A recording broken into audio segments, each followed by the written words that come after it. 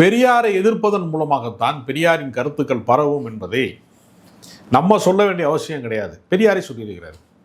பெரியாருக்கு அவர் வாழுகிற காலத்திலேயே சிலை வைத்தார்கள். அது ஒரு விமர்சனமாக அந்த காலகட்டத்திலே எழுந்தது. அப்போ அவர் சொன்னார், எதற்காக இவருக்கு சிலை வைக்க வேண்டும் என்றால், இப்படி ஒருவன் பேசிக்கொண்டு அலைகிறானே, இது என்ன கருத்து?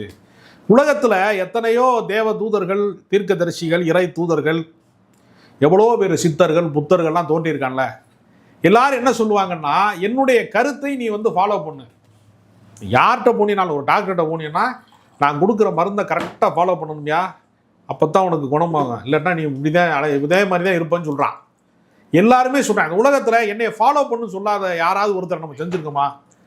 எல்லாருமே என்னை ஃபாலோ பண்ணுங்கிறான். எங்கள் ஸ்கூலில் படித்தா தாங்க இந்த புள்ள உருப்படுங்கிறானா, எங்கள் கடையில் வாங்கினா தான் துணி நல்லா இருக்குன்னு சொல்கிறானா, பிராண்டு வேல்யூ சொல்கிறானா.